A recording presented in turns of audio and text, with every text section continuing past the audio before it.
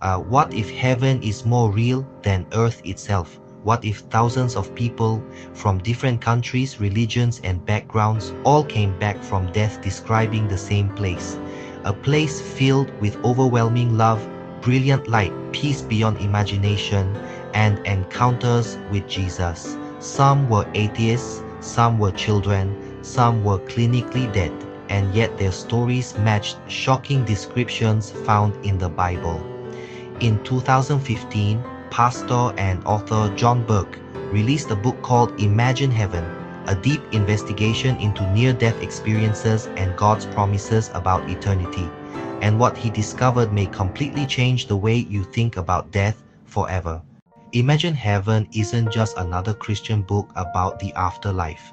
John Burke spent years studying more than 100 near-death experiences from around the world. These were real stories from people who were declared clinically dead, but somehow came back. And here's the shocking part. Many of them described nearly identical experiences. People spoke about leaving their bodies, traveling through darkness toward light, feeling unconditional love, meeting deceased loved ones, and encountering a radiant being they believed was Jesus. Even more surprising, many had never read the Bible seriously, yet their experiences sounded incredibly similar to biblical descriptions of heaven. Burke's goal wasn't to replace scripture with stories. Instead, he wanted to compare these experiences with what the Bible already says about eternity. And according to him, the similarities were impossible to ignore. One of the most common themes in near-death experiences is what happens immediately after death. Many people described floating above their bodies, watching doctors desperately trying to save them. Others said they felt completely free from pain for the first time. No fear, no anxiety, just peace. Then came something almost everyone described, a brilliant light. But this wasn't ordinary light. Survivors said the light felt alive, loving, personal. Many claimed they instantly felt fully known and fully loved. Some believed the light was Jesus himself, and according to Burke, this matches biblical passages describing God as light, love, and perfect peace. For many survivors, death wasn't terrifying. It felt like finally waking up. One detail appears again and again in these stories. People said heaven felt more real than earth. Colors were brighter, music sounded deeper, nature looked alive in ways impossible to describe.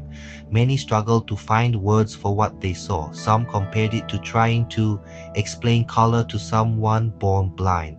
Others said earth suddenly felt temporary, like a shadow compared to ultimate reality. And perhaps the most emotional part, reunions. People described meeting deceased parents, children, spouses, and friends, not as ghosts, but fully alive, whole, radiant. Many survivors returned with a completely transformed view of death. They no longer feared it, because according to them, death was not the end, it was the beginning. One of the most fascinating parts of Imagine Heaven is something called the life review.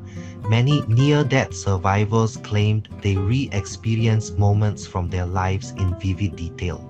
But there was a twist. They didn't just relive their own actions, they felt the emotional impact those actions had on other people. Every act of kindness, every cruel word, every moment of love. Some described this experience as deeply painful. Others called it healing and transformative. What shocked Burke was how closely this mirrors biblical teachings about accountability, compassion, and eternal significance. The message was clear. Your life matters, every choice matters, even the moments nobody else sees. Not every near-death experience was beautiful. Some people described terrifying darkness, isolation, fear, and hopelessness. Burke includes these stories carefully, warning viewers not to romanticize death. According to him, these frightening experiences echo biblical warnings about separation from God. For many survivors, these moments became turning points. People who once rejected faith suddenly began searching for God. Others completely changed the direction of their lives.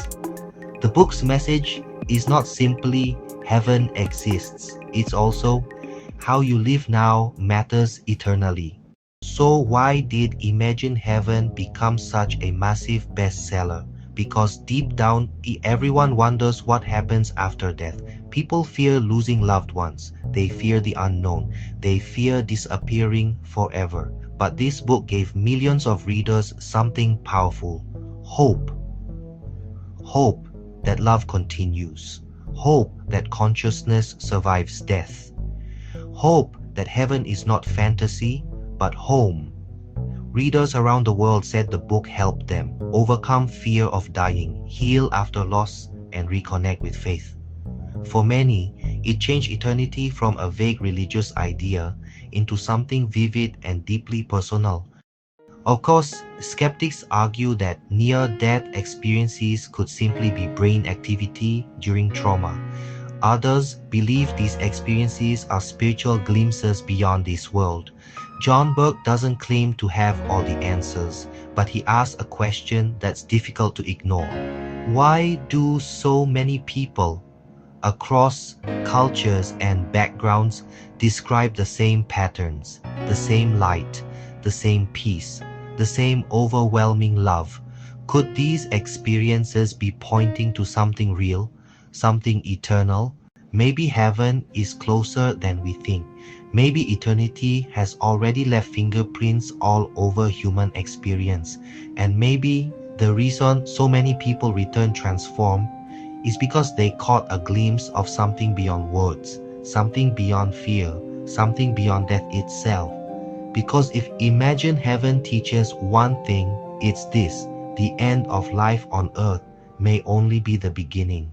If you enjoyed this video, like, subscribe, and comment below. Do you believe near-death experiences are real glimpses of heaven?